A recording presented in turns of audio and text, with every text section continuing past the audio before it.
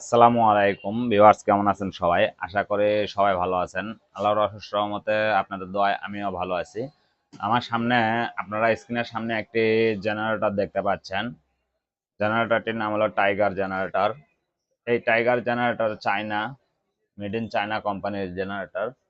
জেনারেটরটি চলতে চলতে হঠাৎ করে জেনারেটরের এসি ভোল্টেজ আউটপুট দিচ্ছে না। এসি আউটপুট না দেওয়ার কারণ কি আজকে আমি আপনাদের মাঝে সেটা শেয়ার করব।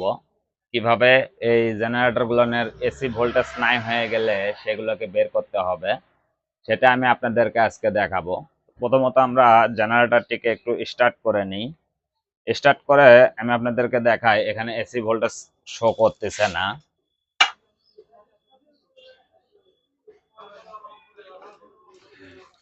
আমি জেনারেটরটি স্টার্ট করতেছি। দেখুন স্টার্ট, জেনারেটরটি কিন্তু স্টার্ট করেছি। আপনারা জেনারেটরটি স্টার্ট করা আছে। স্টার্ট করার পরে আপনারা এখানে দেখেন, এখানে কিন্তু কোনো বাতি জ্বলতেছে না। এসি ভোল্টেজের আউটপুট যে বাতিটা জ্বলবে সে বাতিটা কিন্তু জ্বলতেছে না। তার মানে এই জেনারেটরে কিন্তু এসি আউটপুট নাই। আমরা এই জেনারেটরের এসি আউটপুট নাই হয়ে গেলে কিভাবে বের করবেন আজকে আমি আপনাদেরকে সেই ভিডিওটাই দেখাবো। এই জেনারেটরের ক্ষেত্রে আমাদের কিন্তু আমি এর আগেও একটা ভিডিও দিয়েছি, সেই ভিডিওতে আমি দেখিয়েছি এই পাশে খুলতে হয়। এই জেনারেটরের ক্ষেত্রে কিন্তু এই পাশে খুললে কোনো কাজ হবে না। এরকম মিনি জেনারেটর যেগুলো আছে সেগুলোর ভিতরে এখানে আপনার ডায়োড আছে, তারপরে ক্যাপাসিটার আছে। এই মিনি জেনারেটর গুলো চলে আউটপুট, এসি আউটপুট দেয় হলো ক্যাপাসিটারের মাধ্যমে। আমাদেরকে প্রথমত এই ট্যাঙ্কিটাকে এখান থেকে খুলে নিতে হবে। বন্ধুরা, আমরা এখানে কিন্তু সিরিজ লাইন সিরিজ লাইন ব্যবহার করতেছি। আমরা সিরিজ লাইনের এখানে লাইন নিয়েছি। আমরা এ তারটিতে সিরিজ লাইন থেকে এই লাইনটা নিয়ে এসেছি। আমরা দেখব সিরিজ লাইন দ্বারা এই ক্যাপাসিটরটি ঠিক আছে কিনা সেটা আমরা চেক করতে পারবো। আমাদেরকে এভাবে দুই পাশে এই তারটিকে ধরতে হবে। দুই পাশে ধরার পরে এখানে কিন্তু কোনো রেসপন্সই দেখাচ্ছে না। আবার আমরা যদি এই ক্যাপাসিটরটিকে কোনো একটা লোহা জাতীয় কোনো বস্তুর উপরে এইভাবে শর্ট দেই, দেখেন এখানে কিন্তু কোনো ফায়ারিং করতেছে না। তার মানে আমাদের এই ক্যাপাসিটরটি কিন্তু নষ্ট। এই ক্যাপাসিটর নষ্ট হয়ে যাওয়ার কারণে আমাদের আউটপুট ভোল্টেজটি নাই হয়ে গিয়েছে। আমরা এই ক্যাপাসিটরের পরিবর্তে আমরা এখানে একটি লোকাল ক্যাপাসিটর ব্যবহার করব। এই যে এই লোকাল ক্যাপাসিটর, এই ক্যাপাসিটরের মানটি ছিল 10 ইউএফ 250 ভিএসসি। আর আমরা এখানে এই ক্যাপাসিটর গুলো জেনারেটর বা আইপিএস এগুলোর ক্ষেত্রে ব্যবহার করা হয়। আইপিএস এও কিন্তু এই জেনারেটর এই ডায়োড গুলো থাকে, সরি ক্যাপাসিটর গুলো থাকে। আমরা এই ক্যাপাসিটরের পরিবর্তে আজকে এই ক্যাপাসিটরটি এখানে লাগাবো। এই ক্যাপাসিটরটিও আমাদেরকে মাপ দিয়ে দেখে নিতে হবে।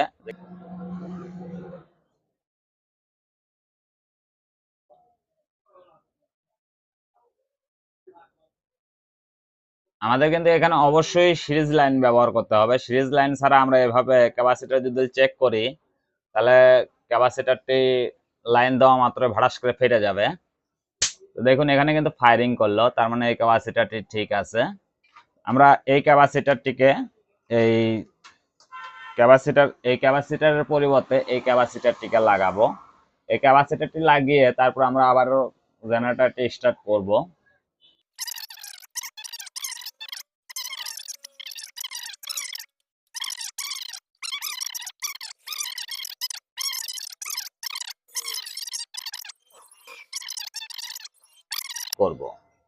আমরা এই ক্যাপাসিটরটিকে এখানে আটকিয়ে নিচ্ছি। যারা আজকে আমার এই ভিডিওটি দেখতেছেন তারা অবশ্যই আমার চ্যানেলটিকে সাবস্ক্রাইব করবেন। যারা সাবস্ক্রাইব করেছেন তাদেরকে অসংখ্য অসংখ্য ধন্যবাদ।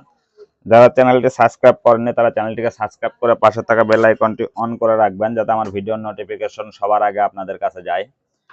এরকম জেনারেটর যদি আপনাদের থাকে, যদি আপনাদের বাসা বাড়ির হয়, তাহলে নষ্ট থাকলে আমার কাছে পাঠায় দেবেন, আমি সার্ভিসিং করে দেব। যদি মসজিদের জেনারেটর থাকে কোনো মসজিদে আপনাদের গ্রামের আশেপাশে যদি মসজিদে এরকম জেনারেটর বা একটা বড় জেনারেটর যদি থাকে, তাহলে আমার কাছে পাঠিয়ে দেবেন। আমি সার্ভিসিং বিলটা একেবারে ফ্রি দিব। শুধু জেনারেটরের যে পার্টসগুলো লাগবে, শুধু এই পার্টসগুলো নিয়ে আপনাদেরকে কিনে দিতে হবে। আর জেনারেটরের যে সার্ভিসিং চার্জটা আমি সম্পূর্ণ ফ্রি দিব মসজিদের ক্ষেত্রে।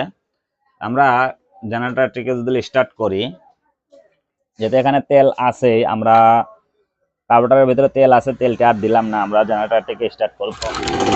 তো দেখুন জেনারেটরটি আমি স্টার্ট করার পরে এখানে কিন্তু বাতি, লাল বাতি জ্বলতেছে। আমি যদি আপনাদেরকে একটু দেখাই, এই দেখেন লাল বাতি কিন্তু জ্বলতেছে। আশা করি আমার এই ভিডিওটি আজকে আপনাদেরকে ভালো লাগবে। আমাদের কাছে যেহেতু এই পিনটি নাই, যার কারণে আমি এসি ভোল্টেজ আউটপুট আপনাদেরকে দেখাইতে পারলাম না। এই জেনারেটরটির এই ক্যাপাসিটরটি নষ্ট ছিল, ক্যাপাসিটরটি চেঞ্জ করার পর আমাদের জেনারেটরটি এখন ওকে। যদি মসজিদের জেনারেটর এরকম নষ্ট থাকে, হয়তো স্টার্ট হচ্ছে না বা কারেন্ট সাপ্লাই দিচ্ছে না, যদি এরকম থাকে তাহলে আমার কাছে পাঠিয়ে দেবেন, আমি ফ্রি সার্ভিসিং করে দেব। শুধু যে মালগুলো লাগবে, এই জেনারেটরের ভেতরে যে পার্টস পাতিগুলো লাগবে, শুধু এই পার্টস পাতিগুলো নিয়ে আপনাদেরকে কিনে দিতে হবে। বাদ বাকি সম্পূর্ণ কাজ আমি ইনশাল্লাহ ফ্রি দেওয়ার চেষ্টা করব। আজকের এই ভিডিওটি সবাই শেয়ার করবেন, যাতে আমার এই ভিডিওটি দেখে কোনো মসজিদে যদি নষ্ট জেনারেটর থাকে, তারা যাতে আমার কাছে জেনারেটর পাঠাইতে পারে। আর যাদের বাসা বাড়িতে জেনারেটর আছে, নষ্ট হয়ে পড়ে আছে, অনেকদিন ব্যবহার করা হয় না, অকাজ হয়ে আছে, এরকম জেনারেটর থাকলে আমার কাছে পাঠাই দেবেন, আমি ঠিক করে দেব।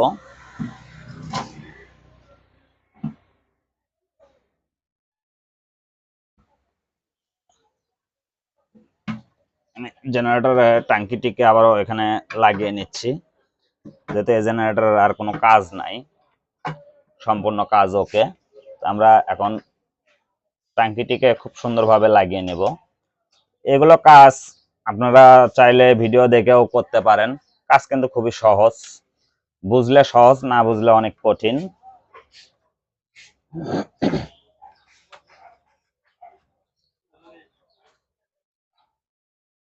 আমাদের জেনারেটরটি এখন কমপ্লিট হয়ে গেল। সবাই আজকের এই ভিডিওটি বেশি বেশি করে শেয়ার করবেন, যাতে কোনো মসজিদে যদি জেনারেটর থাকে নষ্ট হয়ে পড়ে আছে, মুসল্লিরা অনেক কষ্টে আছে, সেই ধরনের জেনারেটর থাকলে আমার কাছে পাঠিয়ে দেবেন, আমি ফ্রি সার্ভিসিং করে দেব। সবাই ভালো থাকবেন, সুস্থ থাকবেন, আমার জন্য দোয়া করবেন। আর আজকের ভিডিওটি যদি ভালো লাগে অবশ্যই কমেন্টে ধন্যবাদ দিতে ভুলবেন না।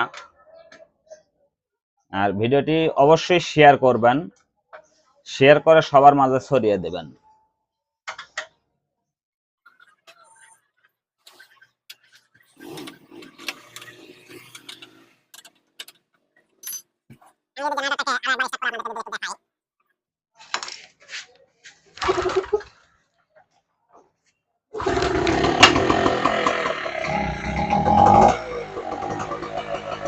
দেখুন এখানে কিন্তু লাইটটি জ্বলতেছে, কারণ আমাদের এই জেনারেটরটি ওকে আছে। এখন এখানে যখন আমরা আউটপুট ভোল্টেজ বের করব, তখন জেনারেটরের স্পিডটা আরো বেড়ে যাবে। সবাই ভালো থাকবেন, সুস্থ থাকবেন, আমার জন্য দোয়া করবেন। এই বলে আমি আজকের ভিডিওটি এখানে শেষ করছি। আসসালামু আলাইকুম।